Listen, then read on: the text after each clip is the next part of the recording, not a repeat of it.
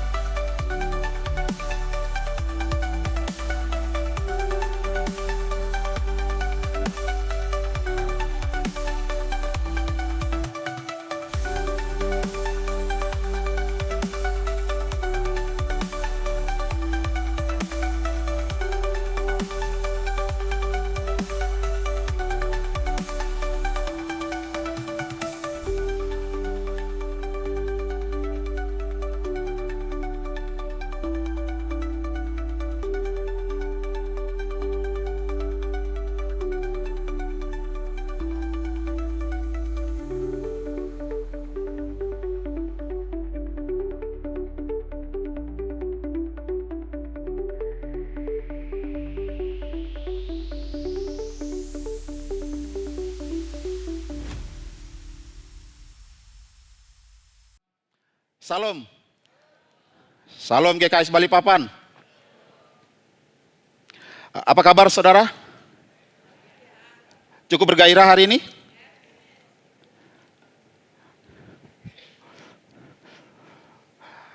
Senang sekali bisa melihat saudara semua hari ini di dalam pertemuan ibadah. Izinkan saya menyapa bagi saudara yang baru pertama kali hadir di dalam ibadah minggu ini. Karena buat kami, engkau, setiap saudara yang baru pertama kali hadir tempat ini dan setiap kita semua yang hadir bersama-sama dari awal seterusnya sampai hari ini, kita semua spesial di mata Tuhan. Amin. Bersyukur untuk apa yang Tuhan kerjakan atas rumah ini. Dan selamat datang buat jemaat yang baru pertama kali hadir dalam rumah ini. Di rumah ini saya meyakini bahwa ini adalah rumah tempat bersama-sama kami diperlengkapi. Rumah di mana, tempat di mana kita sama-sama bertumbuh dan kita sama-sama dilatih di dalam rumah ini. Dalam rumah ini kami meyakini setiap kita yang ada di tempat ini gak ada yang sempurna. Sebab hanya Yesus yang tinggal dalam kita yang sempurna. Dialah pribadi yang menyempurnakan kehidupan kita.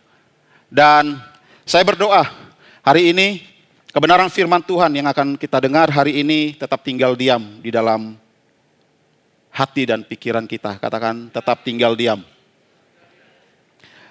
Dan saya berdoa benih kebenaran firman Tuhan itu yang akan bertumbuh di dalam setiap hidup kita.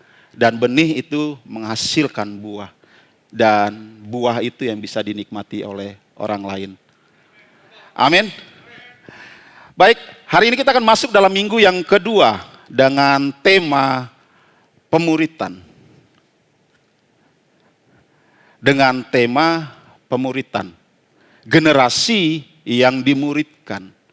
Kalau kita bicara tentang generasi yang dimuridkan, seringkali kita berpikir adalah generasi yang di bawah kita. No, generasi yang dimuridkan artinya semua generasi. Mau dia usia muda, usia senior, kita semua sama-sama sedang diproses di dalam pemuritan. Amin. Setuju? Dan hari ini saya beri judul sharing firman Tuhan adalah proses pemuritan. Izinkan saya memulai pernyataan seperti ini. Seringkali kita waktu dengar kata proses pemuritan, rasanya udah berat. Setuju nggak? Kalau kita sandingkan fellowship dan dengan pemuritan, seringkali kita lebih suka fellowshipnya daripada pemuritannya. Setuju nggak?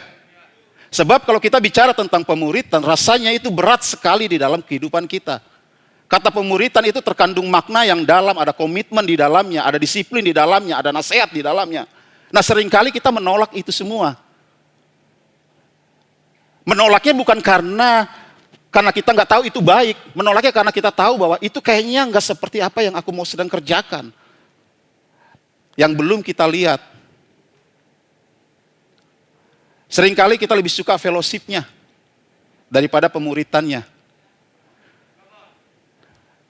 Seringkali kita datang di dalam sebuah undangan ngumpul di meja makan.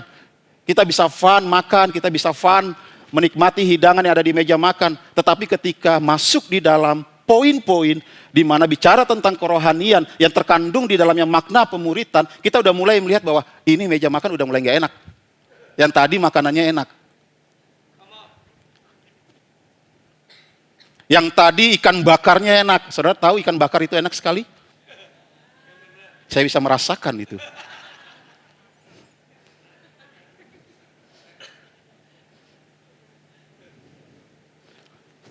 Waktu itu bicara tentang pemuritan di dalamnya, tentang nasihat, tentang pandangan-pandangan yang mengarahkan kita pada nilai-nilai kebenaran firman Tuhan. Rasanya kita udah mulai nolak. Ini meja makan udah gak enak. Ikan bakarnya udah mulai gak enak. Udah mulai kegosongan ikan bakarnya ini.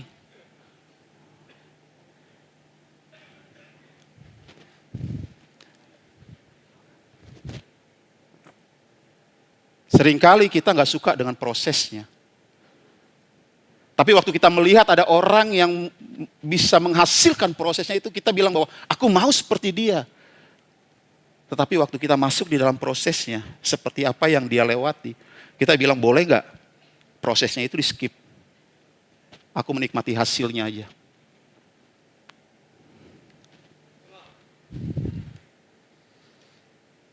Banyak orang salah paham tentang pemuritan.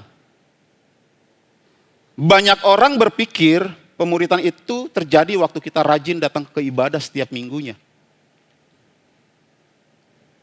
Banyak orang berpikir pemuritan itu terjadi waktu kita rajin ke gereja. Banyak orang berpikir pemuritan itu terjadi waktu kita ikut kelas-kelas Alkitab pembekalan. Banyak orang berpikir pemuritan itu terjadi waktu kita aktif melayani di gereja. Saya nggak bilang itu salah, itu harus baik. Dan itu memang harus kita lakukan.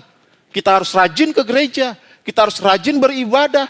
Kita harus memberikan diri terlibat di dalam pelayanan. Tetapi pemuritan yang sejati itu nggak sebatas itu. Pemuritan yang sejati itu adalah terjadinya di mana proses pembentukan. Dan saya meyakini bahwa proses pemuritan yang sejati terjadi waktu Roh Kudus mengubah hidup kita. Waktu Roh Kudus membentuk hati kita. Waktu Roh Kudus membentuk karakter kita. Hari demi hari.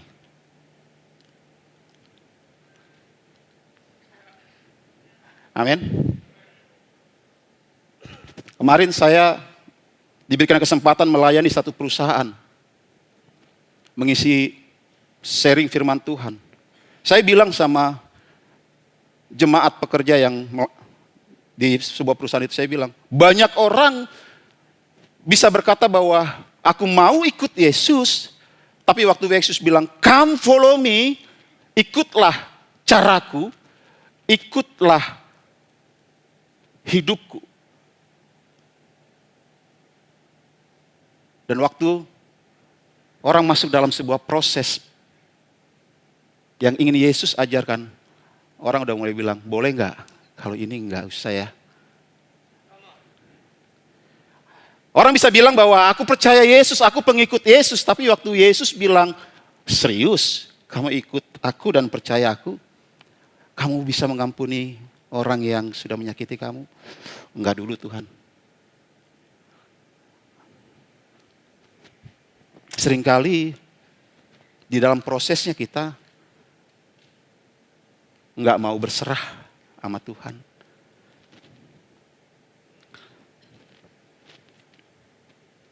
Seringkali dalam prosesnya kita ngandalin kekuatan kita sendiri.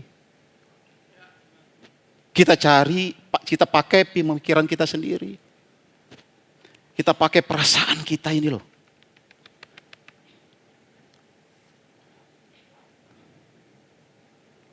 Ada satu pernyataan yang saya tulis. Datang ke gereja dan melayani di dalam rumah Tuhan itu penting. Tetapi tanpa pimpinan Roh Kudus, kita hanya menjadi aktivis rohani, bukan murid Kristus yang sejati. Terlihatnya kita melayani aktif.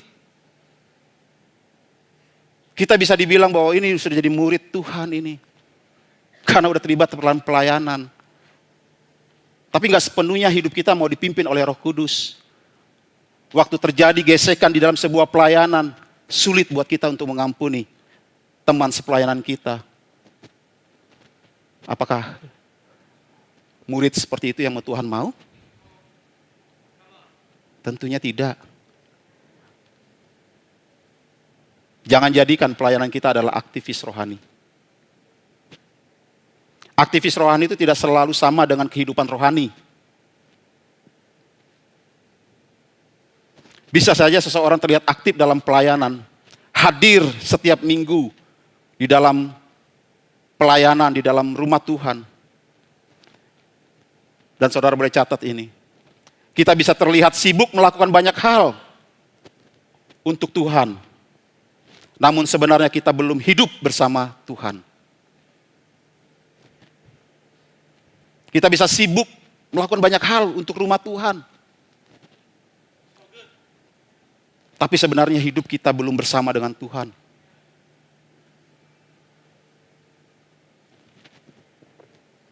Pemuridan yang sejati itu tidak diukur dari berapa banyak yang kita lakukan. Tetapi dari seberapa dalam hidup kita dipimpin oleh Roh Kudus.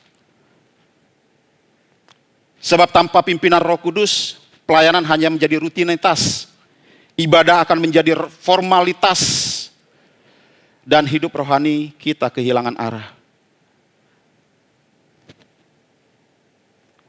Hidup rohani tanpa pimpinan Roh Kudus akan berpusat pada keinginan daging. Akan berpusat kepada egonya kita. Akan berpusat pada ambisinya kita. Akan berpusat pada pengakuan. Kita butuh pengakuan, validasi dari orang lain di dalam pelayanan kita. Dan akan berpusat pada pembenaran diri sendiri.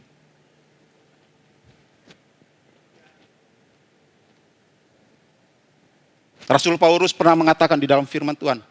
Dia menegaskan dalam firman Tuhan bahwa satu-satunya cara hidup yang benar di hadapan Tuhan adalah waktu hidup kita dipimpin oleh Roh Kudus. Dan saya meyakini inilah dasar dari proses pemuritan yang sejati. Proses pemuritan yang sejati itu bukan hanya waktu kita sibuk melayani rumah Tuhan. Tapi waktu kita izinkan Roh Kudus melayani kita, membentuk kita setiap hari.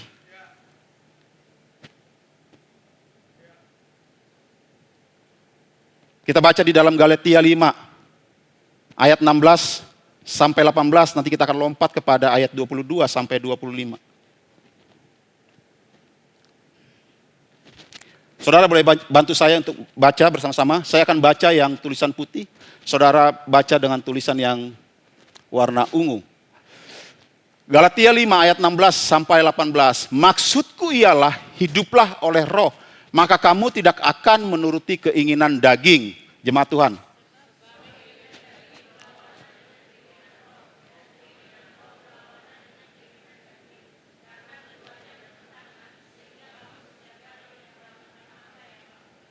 Ayat 18. Akan tetapi jikalau kamu memberi dirimu dipimpin oleh roh, maka kamu tidak hidup di bawah hukum Taurat. Jemaat Tuhan, 22.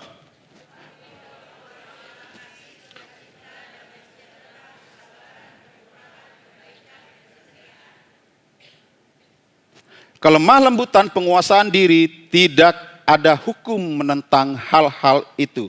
24.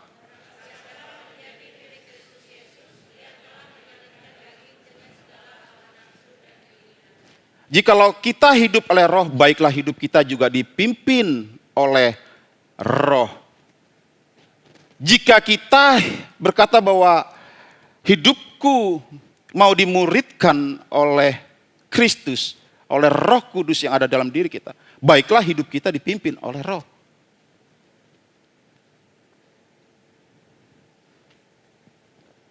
Dalam Galatia 5 ayat 16-18 Paulus membuka dengan kalimat, hiduplah oleh roh. Maka kamu tidak akan mengikuti keinginan daging. Arti hidup seseorang murid Kristus yang ditentukan oleh roh adalah mereka yang tidak hidup mengandalkan kekuatan diri sendiri, tetapi pimpinan Roh Kudus. Pemuridan sejati bukan tentang menahan diri dari dosa dan lewat usaha sendiri, melainkan tentang menyerahkan hidup kita kepada Roh Kudus agar Dia menumbuhkan buah yang baru dalam diri kita.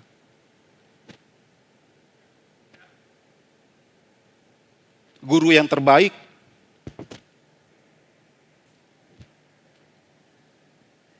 adalah Roh Kudus.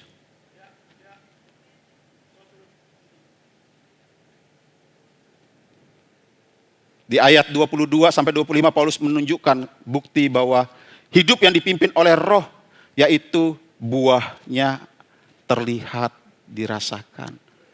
Apakah kita sebagai murid Kristus sudah menghasilkan buah kasih, buah sukacita, damai sejahtera, kesabaran, kemurahan, kebaikan, kesetiaan, kelemah lembutan, penguasaan diri. Apakah kita sebagai murid Kristus menanamkan itu, mengizinkan Roh Kudus membentuk kita setiap hari dalam kehidupan kita? Perhatikan kata kunci Paulus. Rasul Paulus tadi mengatakan bahwa barang siapa milik Kristus, ia telah menyalibkan keinginan dagingnya dan hawa nafsunya. Dengan kata lain, setiap murid Kristus pasti akan melewati proses penyalipan daging. Ini yang gak disukai banyak orang. Ini yang sering di skip oleh orang-orang percaya. Orang percaya tidak semerta-merta disebut murid. Hanya murid yang menghasilkan buah yang disebut murid. Di luar sana ada orang gak datang ke ibadah gereja. Dia gak ikut puji-pujian. Tapi apakah dia percaya bahwa Yesus adalah Tuhannya orang Kristen? Mereka percaya. Tapi apakah dia mengikuti Yesus? Enggak. Pertanyaannya kita sekarang seperti apa? Apakah kita hanya percaya dan tidak mau mengikuti Yesus? Tidak mau hidup menghasilkan buah-buah roh?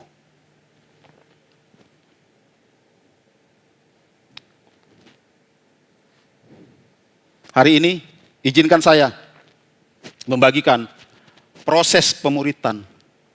Yang pertama, seorang murid itu harus tumbuh. Katakan bersama saya, tumbuh. Galatia 5 ayat 22.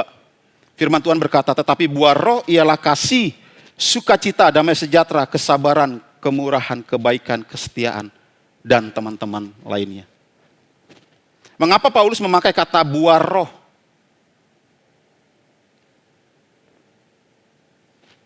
Karena pemuritan yang sejati itu bukan soal tahu banyak hal tentang rohani, tetapi tentang hidup yang berbuah.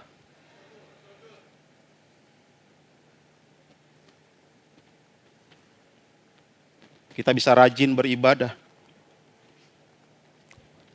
Kita bisa lulusan teologi, tahu semua tentang kebenaran firman Tuhan.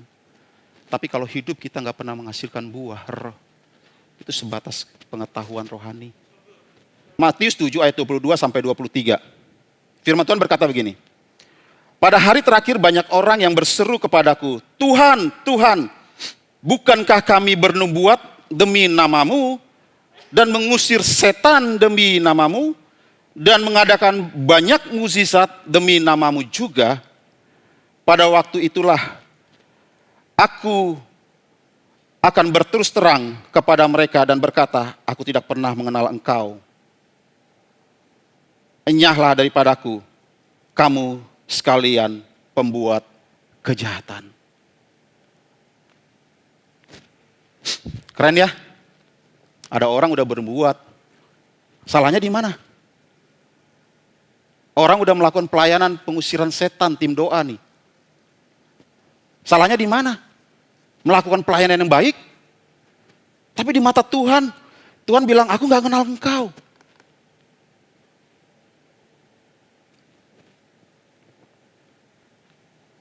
Saya menemukan Tuhan gak melihat ada buah roh yang hidup dalam kehidupan orang-orang itu.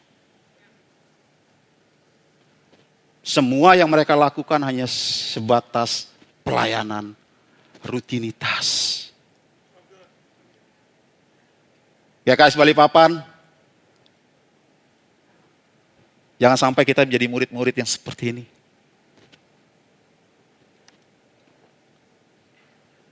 Satu Korintus 13 ayat 1 berkata seperti ini.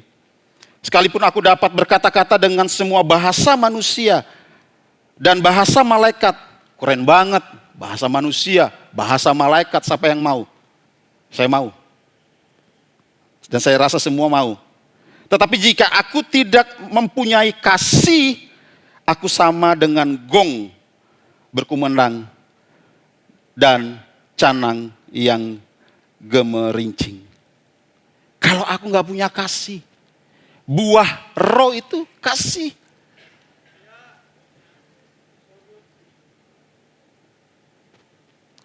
Ayat ini waktu saya baca, itu nampar saya loh. Kayak Roh Kudus lagi ingatin saya. Sekalipun boy kamu udah berkhotbah, kamu pemimpin di dalam rumah, kamu melayani rumah Tuhan. Tapi kalau hidupmu gak punya kasih, kamu tuh gong kosong.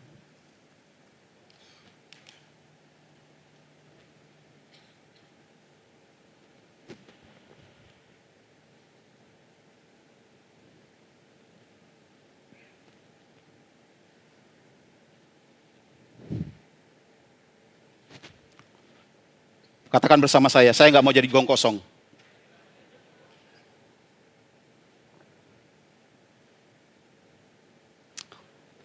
Saudara boleh catat ini. Pemuritan yang sejati akan selalu membawa kita kepada kedewasaan rohani.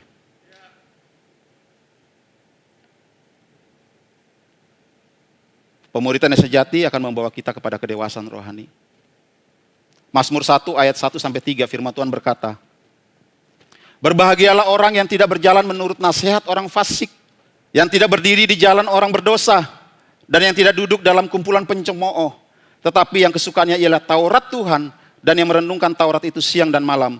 Ia seperti pohon yang ditanam di tepi aliran air, yang menghasilkan buahnya. Katakan bersama saya, buahnya pada musimnya. Dan yang tidak layu daunnya, apa saja yang diperbuatnya berhasil. Buahnya.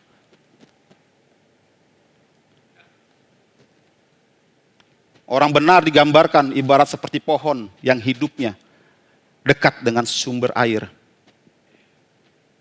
Tahukah saudara bahwa buah itu enggak muncul tiba-tiba. Buah itu enggak muncul tiba-tiba waktu saudara datang hari Minggu ini ibadah, terus tiba-tiba muncul buahnya gitu. Buah itu butuh proses. Dia harus melewati proses. Begitu juga dengan kehidupan kita. Apakah kita hidupnya berakar kepada firman Tuhan. Sehingga buah roh itu boleh lahir dalam kehidupan kita. Saya punya 2 anak, Jelita dan Adriel. Saudara kenal, saudara tahu.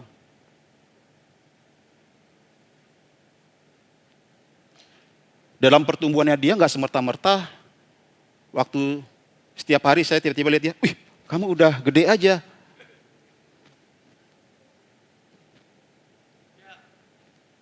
Ada proses yang tidak terlihat. Tiba-tiba saya menyadari, wah, kamu udah masuk di tahap ini ya. Saudara nangkap nggak maksud saya? Buah benih yang Tuhan taruh dalam kehidupan saudara dan saya, itu ada yang sedang mau Tuhan proses dalam kehidupan saudara dan saya. Supaya buah itu menghasilkan buah yang bisa dinikmati dan dilihat oleh orang lain. Dan buah itu nggak tiba-tiba muncul begitu aja. Ada proses yang tidak terlihat. Ada proses yang tidak saudara dan saya sadari. Biasanya prosesnya dari Tuhan itu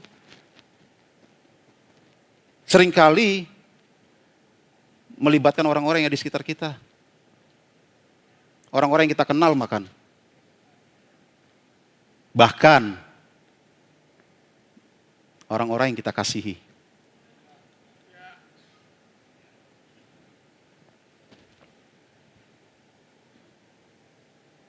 Kalau kita dihadapkan dengan proses seperti itu, apakah buah roh itu yang dalam diri kita kasih itu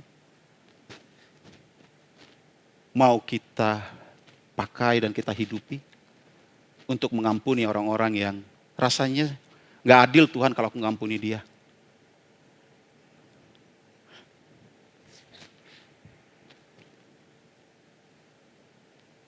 Buah roh itu muncul dari kehidupan yang berakar kepada hubungan kita dengan Tuhan. Buah roh gak akan muncul begitu saja jika kita tidak terhubung dengan sumbernya, yaitu firman Tuhan dan pribadinya. Buah roh itu gak bisa dihasilkan dengan kekuatan kita sendiri. Pemuritan yang sejati itu harus terhubung dengan firman-Nya dan pribadinya. Supaya buah roh kehidupan itu muncul secara alami dalam kehidupan kita. Yang tadinya di dalam proses kita mau taat dan setia dipimpin oleh Roh Kudus. Kita yang orang yang sulit mengampuni orang lain tanpa kita sadari. Kok aku bisa tiba-tiba ngampunin dia ya? Kok tiba-tiba dalam hatiku aku penuh belas kasih atas orang ini ya? Kok tiba-tiba dalam hatiku aku pengen berdoa buat dia ya?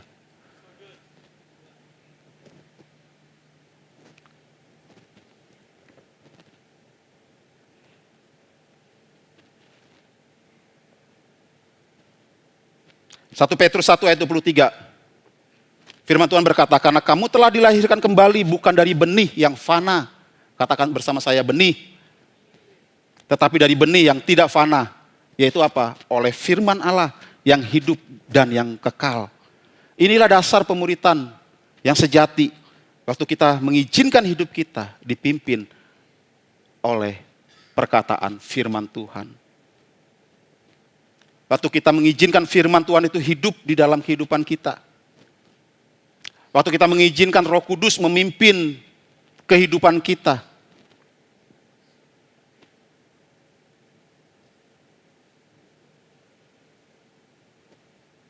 Tanpa kita sadari, buah roh itu akan muncul dengan sendirinya di dalam kehidupan kita. Saudara boleh catat ini, proses pemuritan yang bersumber dari benih firman Tuhan, tentunya melalui tuntunan Roh Kudus akan memberikan pertumbuhan yang menghasilkan buah. Proses pemuritan itu bertumbuhnya bertahap. Katakan bersama saya, bertahap. Pertumbuhan rohani itu tidak semerta-merta terjadi dalam semalam. Tanda pemuritan yang sejati itu bukan karena kesempurnaan, tapi pertumbuhan. Kita belum sempurna, tapi Tuhan terus menyempurnakan kita lewat proses yang Ia izinkan.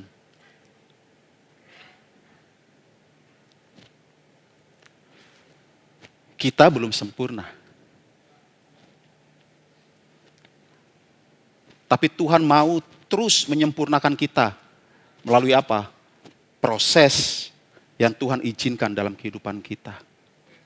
Supaya buah roh itu bisa dilihat dan dirasakan oleh orang lain.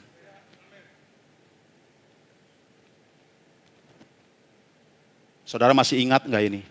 Seringkali kita menggaungkan ini dalam rumah ini. Sebelum Tuhan mengutus kita untuk kita memuridkan orang lain, Dia lebih dahulu memuridkan diri kita.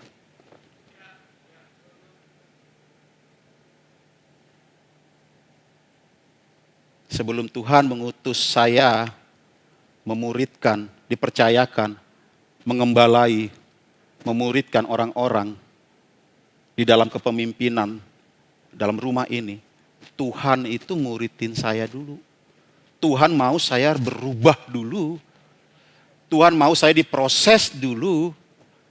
Supaya waktu saya sudah menghasilkan buah, baru Tuhan izinkan saya memuridkan orang lain. Kita nggak akan bisa kasih apa yang tidak kita punya. Kalau kita nggak punya kasih, bagaimana kita mau ngajarin orang mengasihi orang lain? Kalau kita murid yang kita berkata bahwa aku adalah murid Tuhan, tapi kita nggak punya kesabaran, kerendahan hati, hidup penuh dengan kekhawatiran. Gimana kita mau ngajarin orang lain supaya hidup lebih sabar?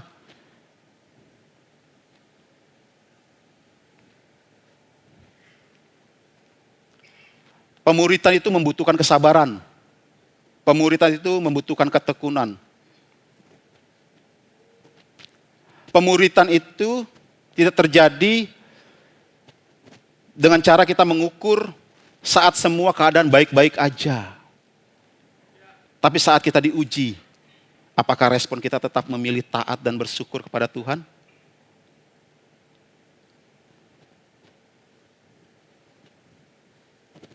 Proses pemuritan dipimpin oleh Roh Kudus itu pasti akan membuat kita bertumbuh. Katakan bersama saya, Roh Kudus pimpin saya mau tumbuh.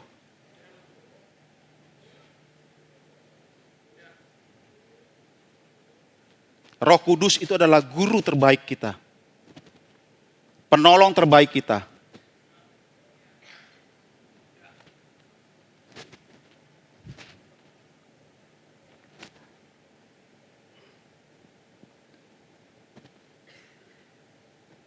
Yang kedua, proses pemuritan. Katakan bersama saya, dari dalam.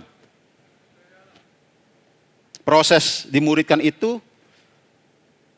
tidak dimulai dari luar. Katakan bersama saya, bukan dari luar, tapi dari dalam.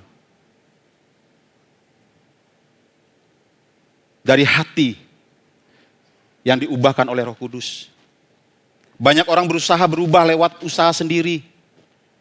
Tetapi perubahan yang sejati itu terjadi waktu kita mengizinkan Roh Kudus mengubah sesuatu yang di dalam diri kita. Membentuk sesuatu di dalam diri kita.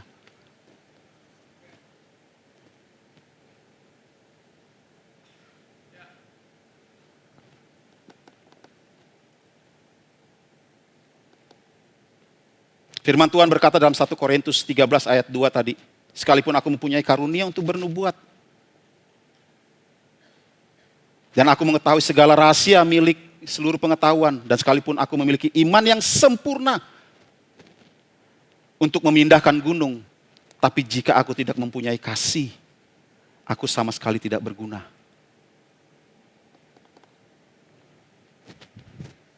Tuhan mau memulai memuridkan kita dari dalam. Tuhan mau membentuk kita dari dalam. Supaya yang dari dalam ini keluar.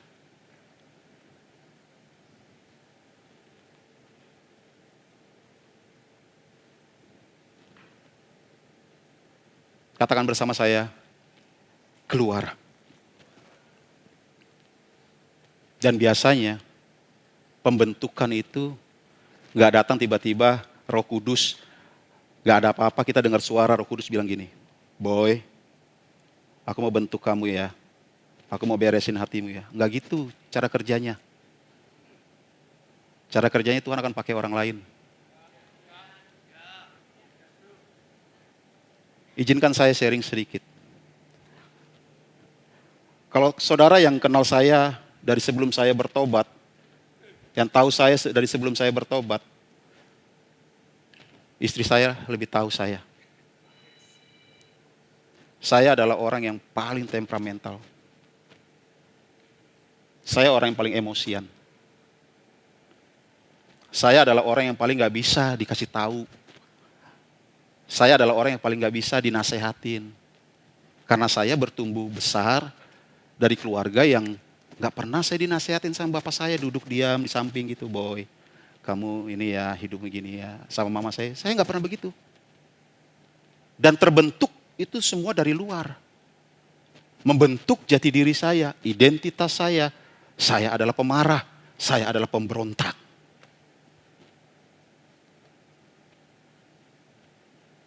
Istri saya lebih banyak tahu tentang saya. Bahkan dia pernah bilang, awal-awal saya bertobat,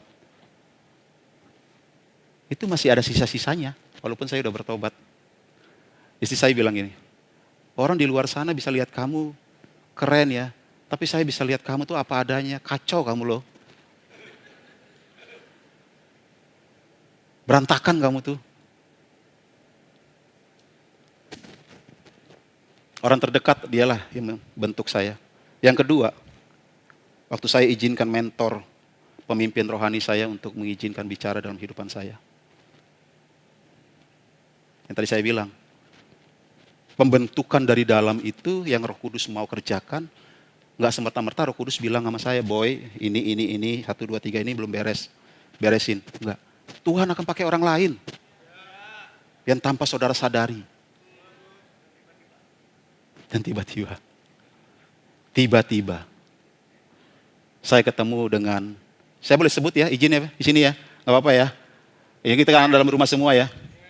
Pastor Daniel lebih banyak tahu tentang saya dan Ci Yuli Bugem di sini banyak tahu tentang saya. Luar dalam kehidupan saya. Waktu mereka membentuk saya, banyak nasihat yang mereka kasih tahu sama saya. Saya pikir ini gak baik buat saya. Dan saya melihat mereka jahat banget.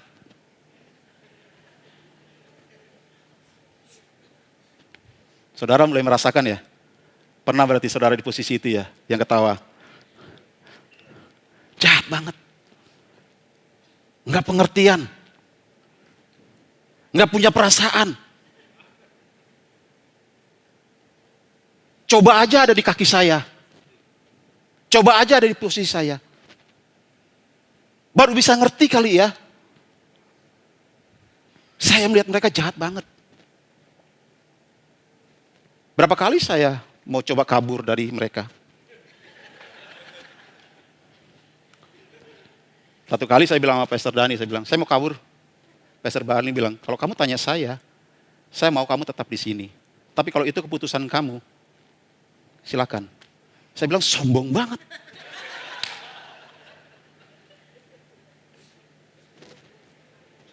Jahat. Waktu itu saya lihat. Tahu nggak? Saya kena percaya ya, Pastor udah dipenuhi dengan buah roh ya. Dia ngadapin orang seperti saya, tetap dengan penuh kasih, belas kasih. Coba kalau saudara buka itu hatinya, banyak sayatan saya itu. Ada jahitan yang dijahit sama Roh Kudus itu hatinya Pastor tuh tentang dalam kehidupan saya yang saya lakukan sama beliau. Dan Tuhan mau pakai orang lain. untuk membentuk sesuatu yang dari dalam keluar. Satu kali, gak tahu Pastor Dani masih ingat apa enggak. Waktu kita gereja masih di Ruby. Beliau ngajar sesuatu, saya lupa waktu itu ngajar kelas apa gitu. Semua sudah saya siapin dengan rapi, dengan baik. Harusnya buat saya, Pastor berterima kasih dong sama saya ya. Ya enggak sih? Saudara sudah lakukan sesuatu untuk orang lain. Sudah perfect, sudah sangat sempurna buat saudara, di pandangan saudara. Harusnya saudara berharap apanya? Ucapan apa? Terima kasih. Tapi waktu itu, entah kenapa juga saya lagi error gitu. Semua sudah baik, saya pikir udah baik lah ya. Saya tinggal dong. Karena dia ngajar. Saya berpikir apa yang sudah dia ajar itu udah berulang kali saya dengar. Ya enggak? Sesuatu yang berulang kali itu membosankan gak sih? Saya pikir itu sudah benar, sudah baik, saya tinggal. Ternyata Pastor udah selesai ngajar, malam-malam, waktu itu masih BlackBerry kalau apa ya. Dia chat saya, kenapa kamu tidak ada di tempat? Buat apa Pastor? Kan saya ngajar. Harusnya kamu ada di tempat. Duduk diam. Ngapain Pastor? Ya duduk diam aja. Dalam hati saya, emang saya nggak punya kerjaan? Emang saya nggak punya keluarga? Itu kan tugas pastor. Saya lihat dia jahat banget. Gak ngerti saya. Kalau saya melihat ke belakang, ternyata ada maksud Tuhan. Saya bukan orang yang bisa khotbah. Saya bukan orang yang bisa ngajar. Dan pastor waktu itu gak ngomong bahwa kamu sedang dipersiapkan untuk ngajar. Gak ngomong apa-apa. Coba dia ngomong dari awal. Duduk diam, dengerin supaya kamu dipersiapkan untuk ibadah. Jelas ya goalnya ya. Lebih enak kita untuk duduk diam kan. Gak ngomong apa-apa.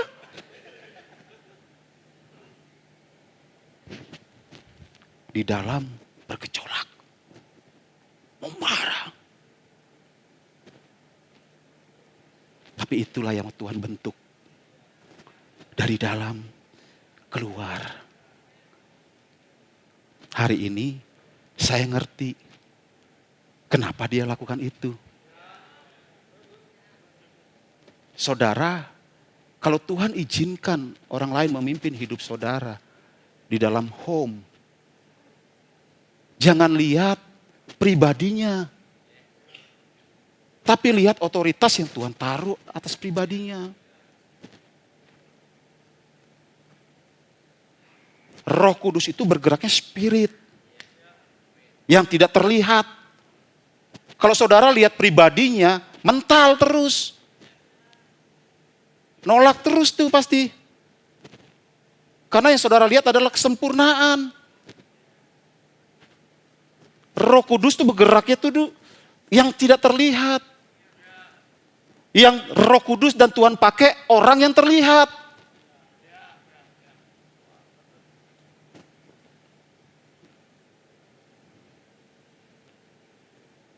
Katakan bersama saya mau dimuridkan. Saya mau dibentuk dari dalam supaya keluar. Saya titip pesan buat saudara sebagai home member. Percayakan pemimpin saudara menuntun hidup saudara. Gak ada yang sempurna. Tapi tahu gak saudara? Ada waktu yang mereka bayar buat saudara. Yang saudara gak pernah tahu. Dan dia juga gak mau ngomong buat sama saudara. Saya gak tahu berapa banyak pastor berlutut berdoa buat saya. Apakah dia ngomong sama saya dan Ciyuli ngomong sama saya, udah berdoa buat kamu loh. Kamu tuh boy. Coba tuh berubah gitu loh. Kamu tahu gak saya itu udah berdoa loh buat kamu. Enggak ngomong gitu. Dan saya gak pernah tahu apa yang dia lakukan. Home leader saudara juga melakukan hal yang sama buat saudara. Pemimpin rohani saudara melakukan hal yang sama, berdoa buat saudara. Katakan bersama saya, dari dalam. Yang ketiga, menyadari bahwa kita butuh Tuhan. Kalau kita berkata bahwa aku mau dimuridkan, tapi kalau kita nggak menyadari bahwa aku butuh Tuhan, nggak akan terjadi adanya perubahan.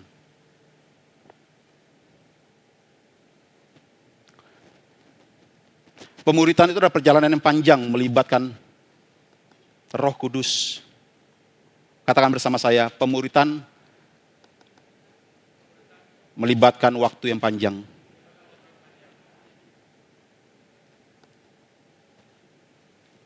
Roh Kudus itu membentuk kita tuh melalui penyerahan diri kita, ketaatan, dan kesetiaan kita dalam waktu yang cukup panjang. Lukas 9 ayat 23 berkata, katanya kepada mereka, setiap orang yang mau mengikut aku, ia harus menyangkal dirinya, memikul salibnya setiap hari, dan mengikut aku. Setiap murid Tuhan, setiap orang yang mau menjadi murid Tuhan, pakai bahasa saya ya, yang mau ngikut Tuhan Yesus, ia harus menyangkal dirinya, pikul salib setiap hari, ikut Yesus. Katakan bersama kata harus. Harus, katakan harus. Kalau Tuhan berfirman harus, berarti ya harus, gak ada pilihan.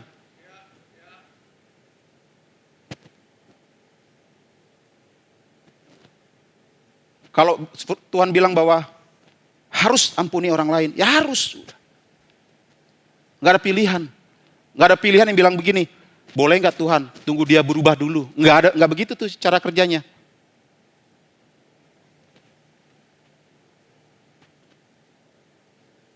Katakan bersama saya, aku butuh Tuhan. Selama kita merasa kita cukup kuat, Roh Kudus tuh gak pernah memaksa kita. Ia hanya bekerja kepada setiap murid yang mau merendahkan hatinya dan menyerahkan hidupnya sepenuhnya ke dalam tangan Tuhan. Selama kita di hadapan Tuhan, kita bilang berkata, nanti dulu Tuhan. Kita merasa aku cukup kuat, aku cukup mampu melakukan ini sendiri. Roh Kudus gak akan memaksa. Roh Kudus hanya mau bekerja kepada orang yang mau menyerahkan hidupnya sepenuhnya dalam tangan Tuhan. Merendahkan hatinya di hadapan Tuhan.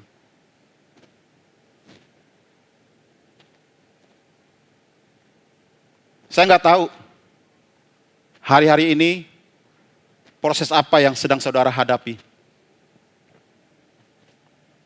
Apakah saudara sedang mengalami proses pembentukan lewat orang yang sulit saudara ampuni?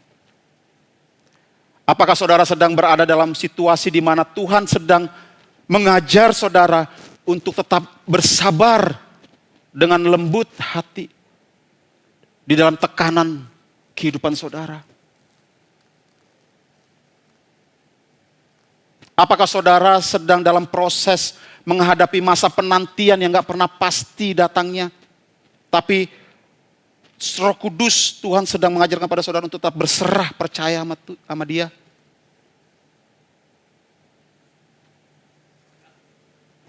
Saya nggak tahu proses apa yang sedang saudara hadapi. Apakah saudara sedang menghadapi proses di mana saudara sedang diperhadapkan kepada orang yang sulit untuk saudara ampuni, tapi saudara dipaksa untuk berbuat baik sama dia?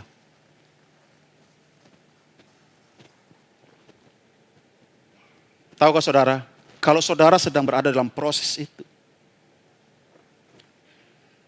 mungkin itu cara Tuhan yang Tuhan gunakan untuk membentuk saudara. Mungkin itu cara Tuhan memuridkan saudara, supaya buah roh itu keluar dari dalam diri saudara. Amin. Tahukah saudara bahwa Tuhan menempatkan kita di dalam komunitas rohani atau kita sebut home, supaya kita tuh nggak bertumbuh sendirian.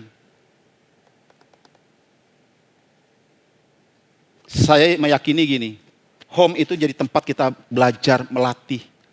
Kita dipupuk, kita disiram benihnya. Supaya buah roh itu keluar.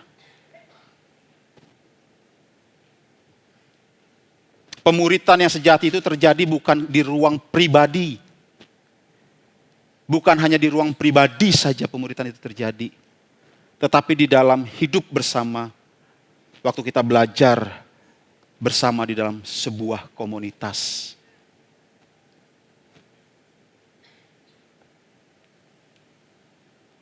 Saya mau ngajak saudara, bagi saudara yang belum tertanam, terlibat, tergabung dalam komunitas home dalam rumah ini. Gabung. Karena pemuritan itu nggak terjadi di dalam tempat saudara mengisolasi diri saudara.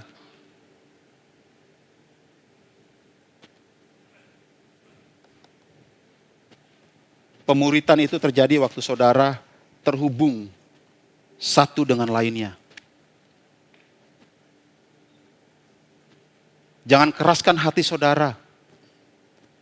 Kalau ada kerabat saudara, rekan saudara yang nggak lelah-lelah dan nggak letih-letihnya, bilang sama saudara bahwa ayo datang ke home, ayo datang ke komunitas rohani. Jangan keraskan hati saudara. Ambil sikap. Aku mau dibentuk, aku mau diubahkan dari dalam, supaya yang dari dalam bisa keluar. Pemuritan itu bukan hanya membawa seseorang hanya tahu mana yang benar atau yang salah.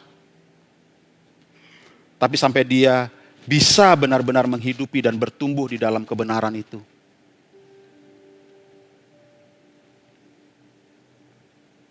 Dalam rumah ini, pemuritan itu bukan sekedar program, tapi proses seumur hidup untuk kita bersama-sama menjadi serupa dan segambar dengan Dia. Proses seumur hidup, katakan bersama saya, proses seumur hidup. GKS Balikpapan,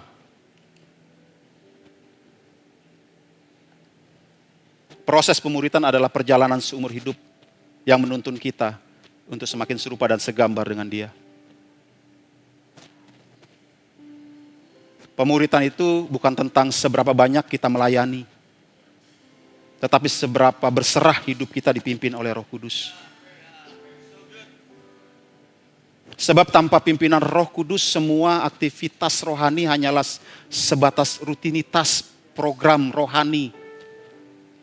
Tetapi waktu kita berserah bersama Roh Kudus, setiap musim hidup menjadi kesempatan kita untuk dibentuk, untuk diperbaharui, sehingga bisa menghasilkan buah.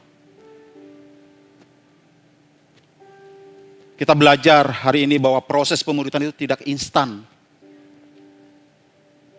Semua butuh waktu. Sama seperti pohon yang tumbuh dari benih yang kecil. Dia butuh waktu untuk bertumbuh menjadi sebuah pohon yang besar.